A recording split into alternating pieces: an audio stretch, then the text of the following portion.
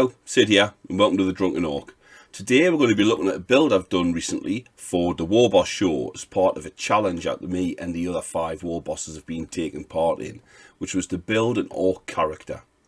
So I've decided to build a Waaagh banner knob because I've only got one, I've done him a long time ago, and I don't really like him. He's never even seen a tabletop, so I thought it's time to update it. Now, for the basis of this, I'm going to be using some bits and bobs from the bits box, as well as a body of a Mr Modulork commando. Now, he's a big lad, as they are. I think one must have been printed off at 100% size. They were sent to us pre-printed, and yeah, they're chunky boys, at least knob size.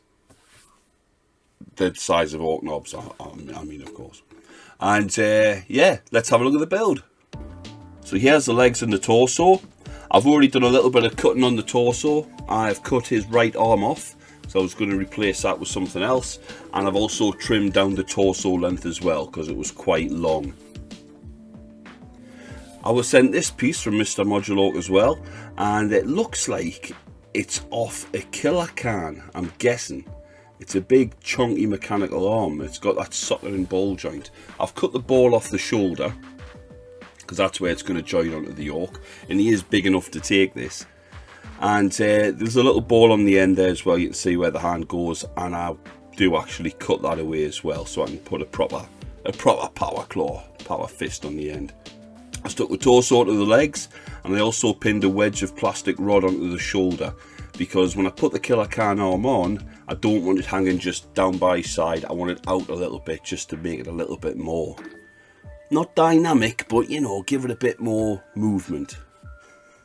Now I cut the ball joint off to make my own hand, and to do this I got some 2mm gardening wire, that's the black piece, and a plastic tube which fits quite snugly over the top, that's the white piece. I was then able to bend the wire at about 45 degrees, add a little blob of super glue, and put little sections of the plastic tube over the top. Now this is going to be the fingers. The tubing will be the fingers, and the black wire underneath will be like the joints. A bit like the body glove suit on a Space Marine's armour. Once I had 4 of these, I stuck 3 on as fingers and 1 on as a thumb. I didn't want to do the full power claw because he's the knob with Waaagh banner. He's going to be holding a Waaagh banner, and these big chunky robot fingers will be able to do that, whereas the big blade claw fingers are just, well, just chop it up, wouldn't it? I also added some more wires and tubes using soldering wire, and used little thin bits of plastic tubing and rod just to act as sort of holders and points where the wire clipped into place. I also patched up some of the damage on the killer claw with some putty, just because it looked like it was sent to us because it was a bit of a misprint as a little free bit. Any resultant damage is actually battle damage. For his combi shooter, I took a knob shooter, which I'd already snipped the rockets off for something else, and I shaved away the hand underneath the foregrip.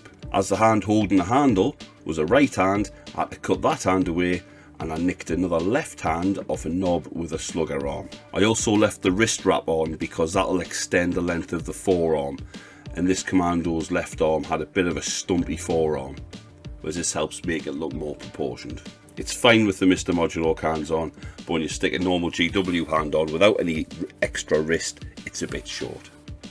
Then I added a couple of barrels, an extension to the top shooter, and where I cut the rocket shield away, I put a heavy stubber barrel on, just to give it a 2-barreled look. It is a combi shooter after all. Also, a couple of bits of plastic card just to have an ejection port on the left hand side of the weapon, whereas normally it's on the other side. And then to finish it, I stuck a second magazine on it, so it's got 1 magazine for each barrel, and a little ammo pouch tied to the back. Combi shooter done. For the head, I grabbed a little resin cap off an Ork officer head, which I believe came from Spellcrow, and I stuck that on a knob head. As you can see here, he looks like a villain from Popeye. I then stuck everything together with blue tack just for a little test fit. It was at this point I realised the head was absolutely ridiculous, and the angle of the left arm with the long combi shooter meant that it reached off the base and touched the ground. As this is not ideal, I quickly knocked up a new base. This base was powered up with some cork bits and covered in texture paint. I kept a few flat surfaces at the top for him to stand on, and that would give the combi shooter the ability to hang down without actually touching the table in front of him.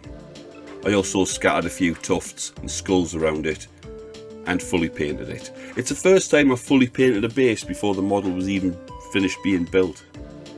It felt weird. Took one of the Mr Modulork backpacks, which are pretty cool themselves, and the torso already has all the straps and harness on, so you can just put the backpack on. Well, it does look pretty cool without it as well. However, as this was going to be a commando nob with Waaagh banner, you needed more gubbins and bits for spec ops deep in enemy territory. So I made him a chopper, which was just the head off a normal boy's chopper, and the chopper handle was taken from a spear off a Savage Ork boar boy. I put a bit of plastic tube around the bottom of the handle and put some little studs on it with some plastic putty. I also added another plastic tube around the handle higher up, and this is to show where it clips to the backpack. As the spear had no wrap around it, I put a little bit of handle wrap on using some dental tape. I also had a spare NOB slugger, and the handle I'd taken off a resin shooter, so I stuck that handle on and then put a little bit of solder wire around again to show where the slugger is attached to the backpack. Stuck the chopper to the top and the slugger to the side. Also added a machete from some AOS ogre kit, because that'll be handy for hacking through jungles. Next, the Waaagh banner. I sketched out what I wanted to do on a post-it note, then cut it out and stuck the post-it note to a piece of plastic card, cut the plastic card out, and then built it up with more pieces of plastic card just to give it a little bit of depth and texture. You can also see I've stuck it to a wooden barbecue skewer, and on the back I added more armour plates and some plastic tubes around the skewer just to show where it was attached, and I slipped some little thin bits of plastic card under the loops just so it looks like those loops are actually a strip of metal that's been hammered around the pole and onto that. I then added some big rivets where they were needed. Rivets came from Meng, and lots of little plastic putty rivets just by dabbing little dots on. As they aren't as big, don't take up as much space. As you can see here, I ditched the Popeye head and I went with a Mr Modulork head, which has a nice commando-y beady hat and a bit of a scowl on. I stuck the arm on, primed them all black, and then dry brushed them with grey, a light grey and then a white, just to get them ready for a little bit of slap chop. Yeah, you can see I stuck a little bit of plastic tubing to the base. That's so when the Waaagh banner is slid through his fist, it's got somewhere to nestle into. That just secures it.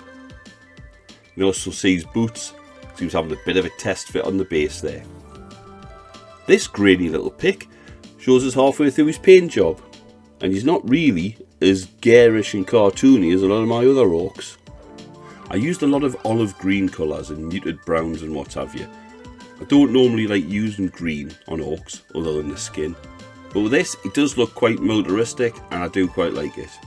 I also painted these two lines on his power fist, and on the other side is actually a little star, which you might see later.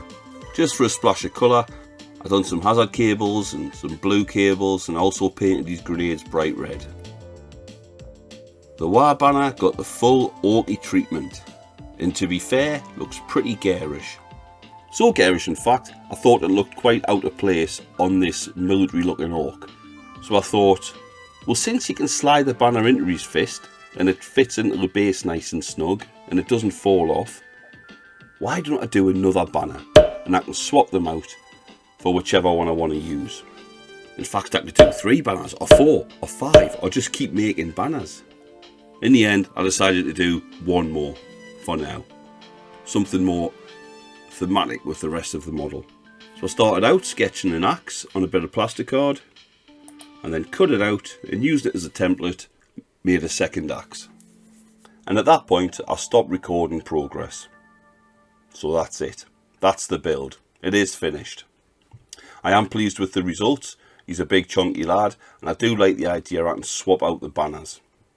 In future I'd probably make a 3rd or 4th banner, and I've actually thought about putting some of those little bits of plastic tube, the ones that the banner slips into, longer ones, onto some vehicles and what have you, so I can just drill a hole in, slide the tube in, and then I can just pop the banners in, and the banners can be swapped around through various different models and vehicles and what have you in the army, depending on what I'm playing or just what I like the look of on the day.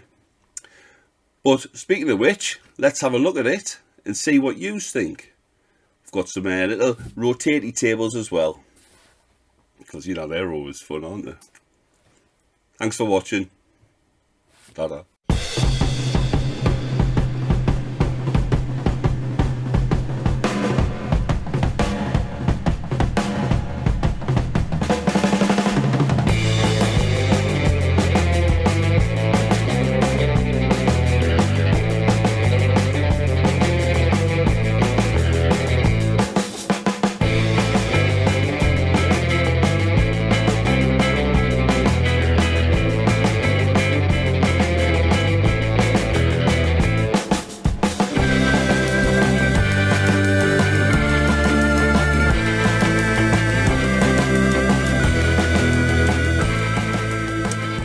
just as a bit of an added extra flex, I also finished a Pain Boy kit bash I was doing, just, you know, for a 2-for-1 on the out character front.